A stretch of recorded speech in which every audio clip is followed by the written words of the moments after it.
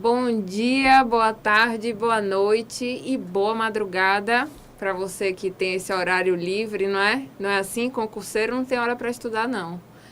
Mas sejam muito bem-vindos. Hoje e durante as próximas aulas a gente vai trabalhar o direito constitucional. Meu nome é Natália Bustani. Estou aqui para ensinar direito constitucional, mas estou aqui também para ser sua amiga. Pode contar comigo para o que você quiser. Precisa de ajuda em outros setores relacionados a concurso, pode mandar uma dúvida lá, qualquer coisa que você precise saber para o meu Instagram, que depois a gente divulga aqui no final da aula. E a nossa matéria, como eu disse, será de direito constitucional. Antes de falar sobre o direito constitucional, eu preciso falar para vocês sobre a banca desse direito constitucional do INSS. A gente vai estudar o INSS, vai estudar direito constitucional para o INSS, com base no edital anterior, obviamente, que é o nosso referencial. E a observação que eu tenho a fazer sobre esse edital, e sendo esse edital da CESP, é que, glória a Deus, o edital está bem enxutinho, está bem pequenininho. Mas já que ele veio assim, por que não? Por que não? Eu te pergunto, por que não de novo? Por que não fechar e acabar qualquer brecha de erro em direito constitucional? Então, temos um edital enxuto? Temos. É menos importante por isso? De forma alguma. Aqui é o seu momento de gabaritar o direito constitucional. Então, estudando comigo Direito Constitucional para o INSS, a gente vai ver esse edital enxuto, mas a gente não vai deixar passar nada para a sua prova. Constitucional, vocês têm obrigação de gabaritar. E se não gabaritar, professor, ó, mata. Sou dessas. Então, gente, vamos ao que interessa. Vamos às noções de direito constitucional. Se você nunca viu direito constitucional na vida, não se preocupe. A matéria é linda. Se você gosta de Show de Simone e Simaria, Wesley Safadão, você vai tirar isso de letra, porque é muito melhor constitucional do que isso tudo. Acredite, a professora é verdadeira. Bom, se você nunca viu direito constitucional, como eu estava dizendo, não se preocupe, porque eu tenho o cuidado de tratar esse assunto com vocês como se vocês nunca tivessem visto.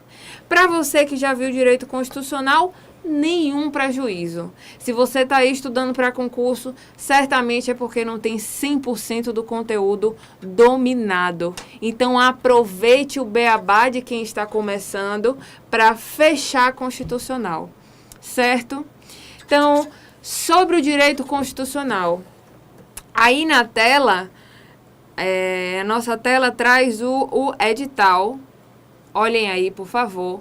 A partir do item 2, tem aí direitos e deveres fundamentais. Professora, você pulou aí o direito, o item 1. Eu pulei porque eu quis mesmo. Eu pulei porque essa é a parte do seu edital. O que tem antes é o edital que eu acrescentei. Acrescentei porque essa é a história da banca.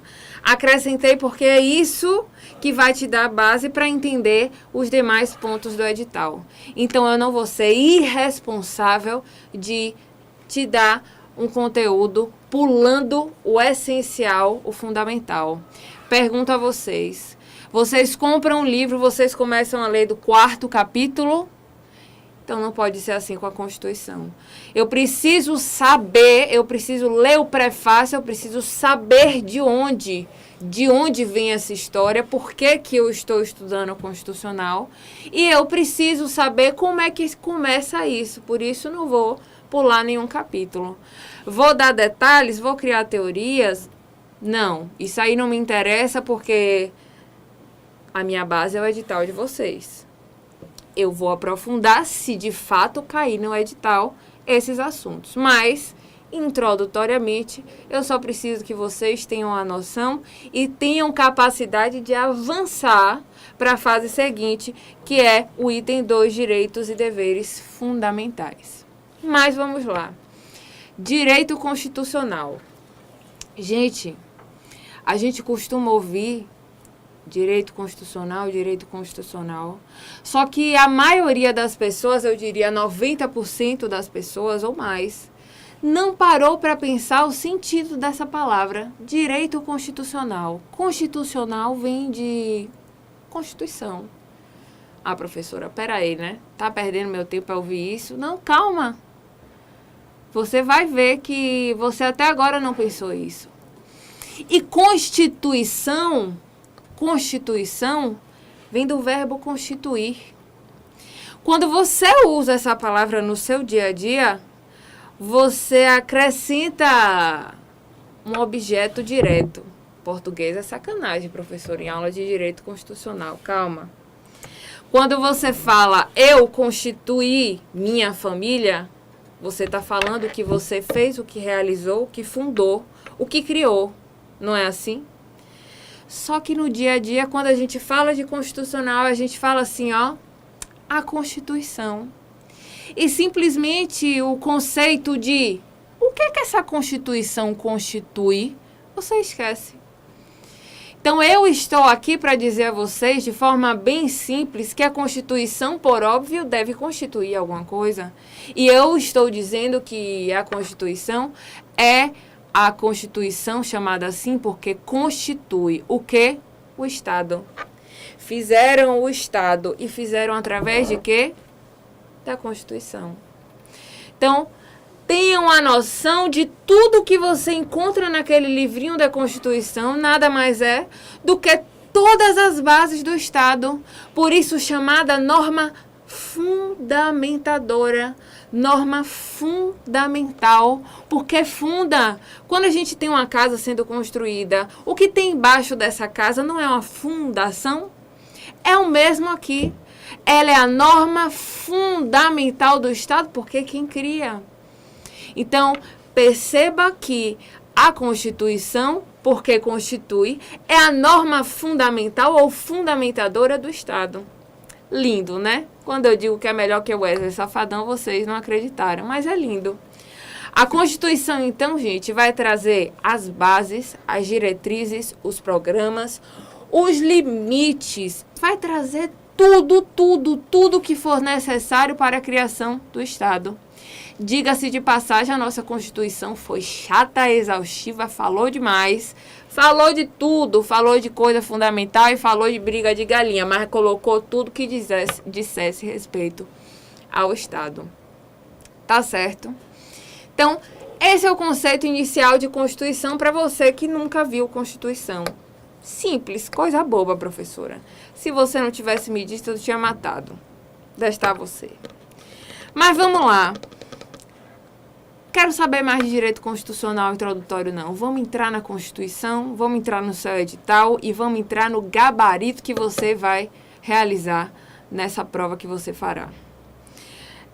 Superando esses conceitos iniciais, eu quero entrar, de fato, no preâmbulo.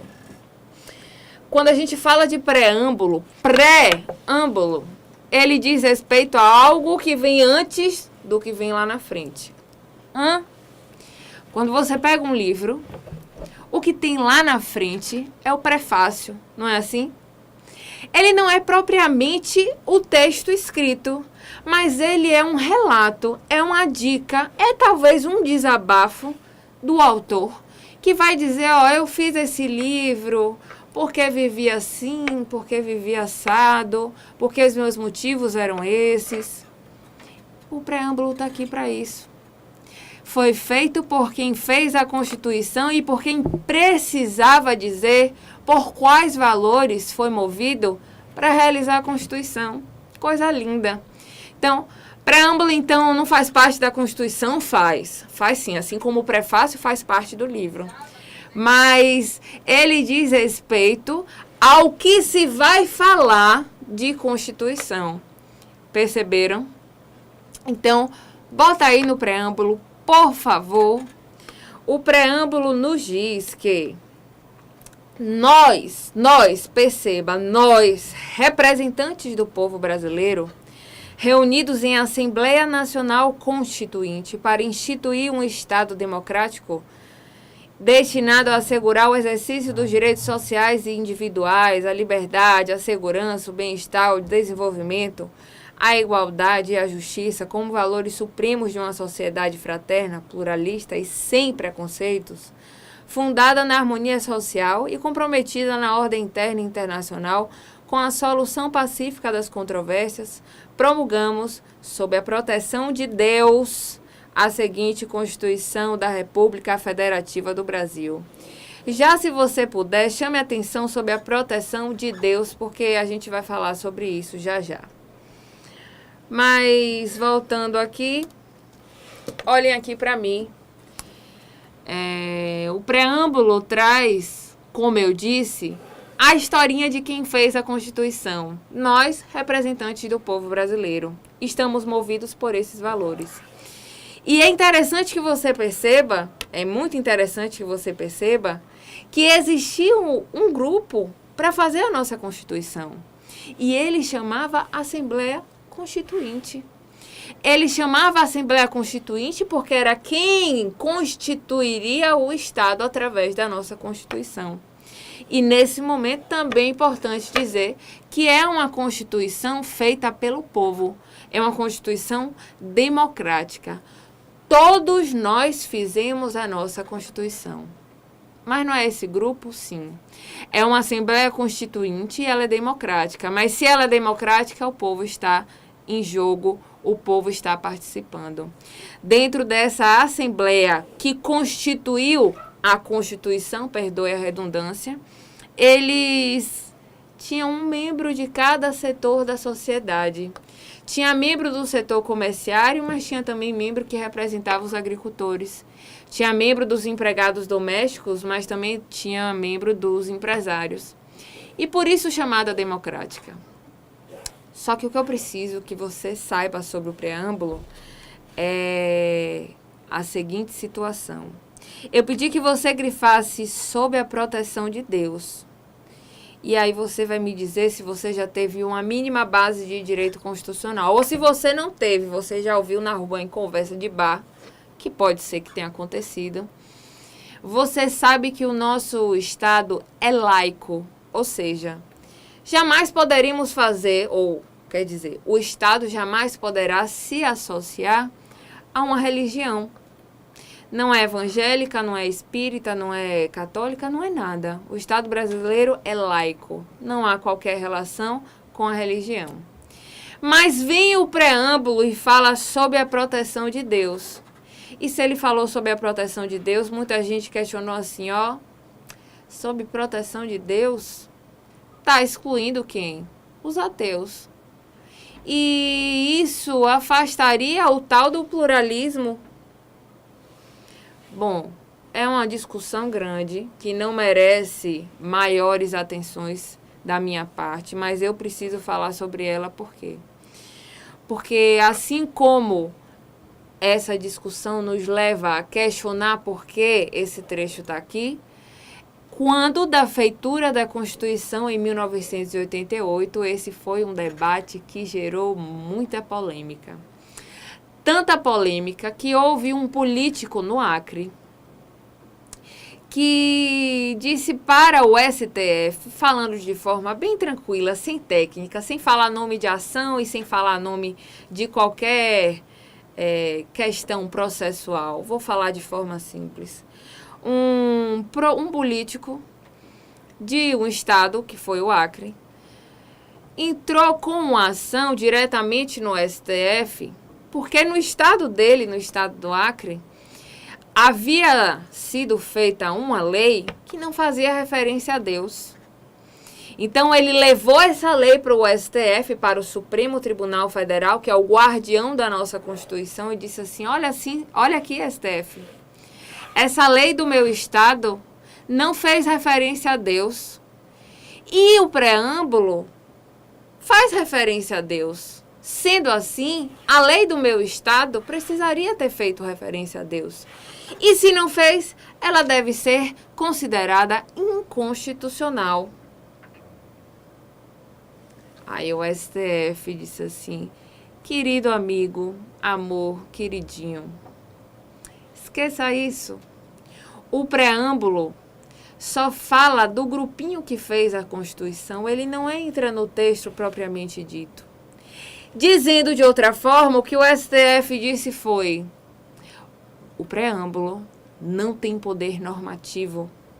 Ele não pode ser objeto de qualquer ação de inconstitucionalidade, porque ele não vincula, ele não obriga o legislador infraconstitucional.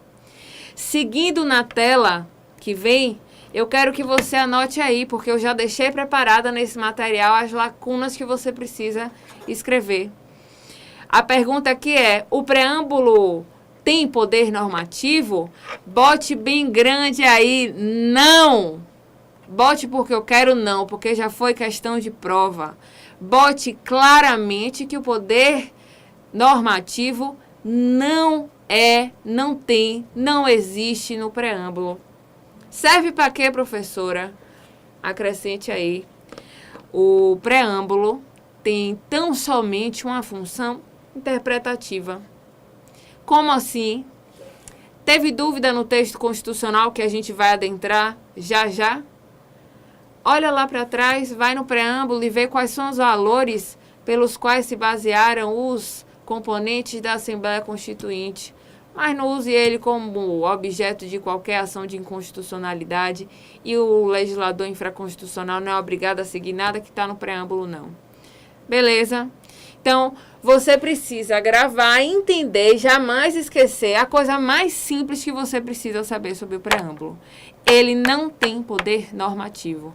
A única coisa que ele tem é uma função interpretativa e você precisa saber disso. Preciso decorar o que está escrito no texto do preâmbulo? De jeito nenhum, faça isso de jeito nenhum, não perca seu tempo, porque o que cair de preâmbulo, se cair, é que ele não tem poder normativo, e essa pegadinha você não vai cair jamais, senão, professora, ó, mata. Beleza? Então, seguimos aí. Falamos do tal do prefácio dos livros. E eu quero falar agora do texto constitucional propriamente dito. Eu quero sair dessa introdução, dessa conversa de quem fez a Constituição, para falar sobre a Constituição do Estado.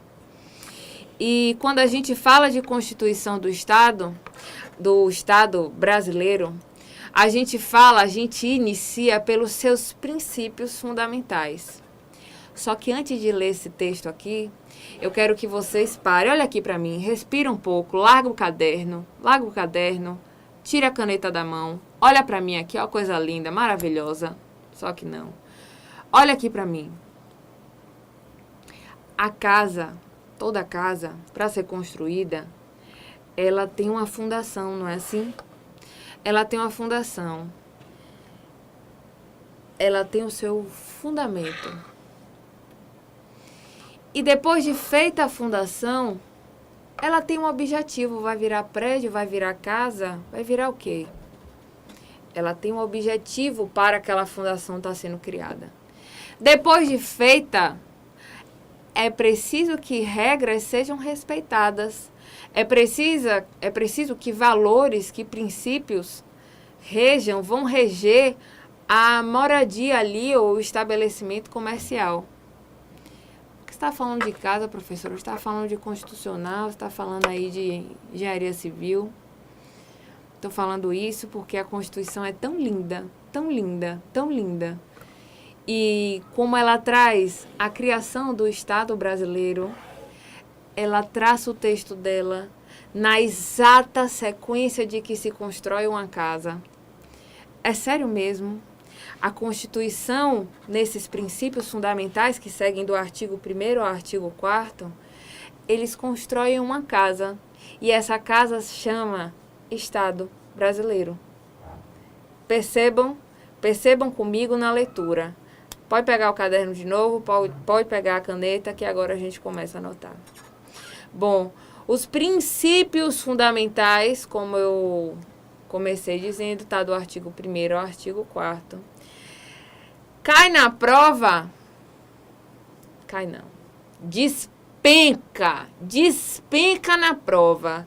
Errar uma questão dessa é dar um tiro no pé.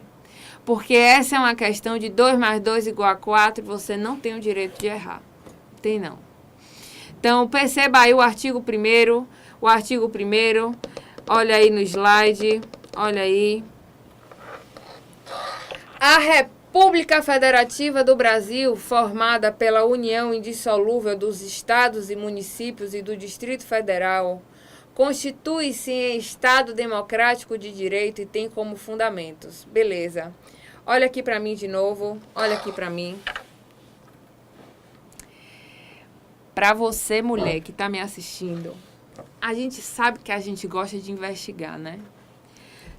Instagram, Facebook, isso tudo é uma maravilha. A gente gosta de ir atrás do detalhe. Quando tá tudo pronto na nossa cara, a gente não dá muito valor, não. Esse artigo 1º, meus amores, tem muito conceito para trabalhar. Eles não vêm expressos e a gente tem que extrair desse caput desse artigo cada detalhezinho que também faz parte de um princípio fundamental. Então, tudo que eu extraí do artigo 1º ao artigo 4º, eu estou falando de princípios fundamentais, certo? Então, eu já fiz a leitura dinâmica. Agora eu vou ter que parar para você anotar cada conceito que está no artigo 1º.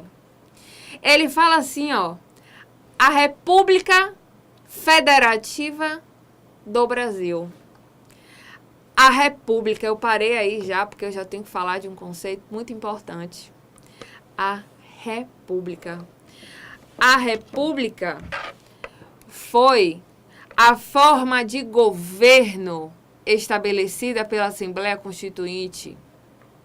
Então, a República é a nossa forma de governo. Então, nesse ponto 1 aí, ó, você deve colocar a forma de governo República.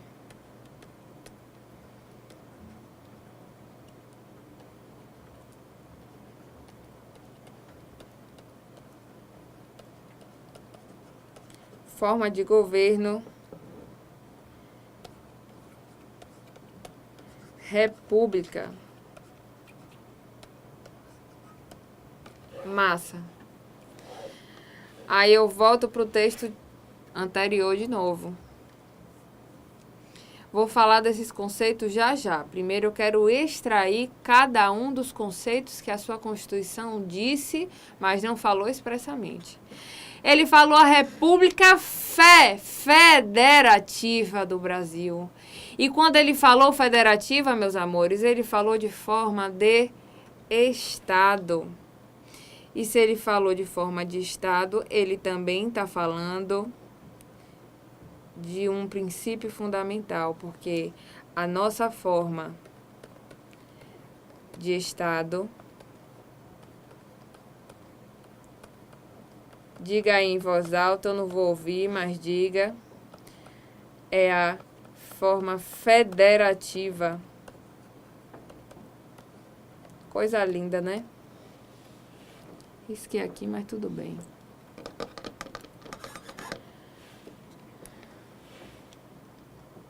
Beleza.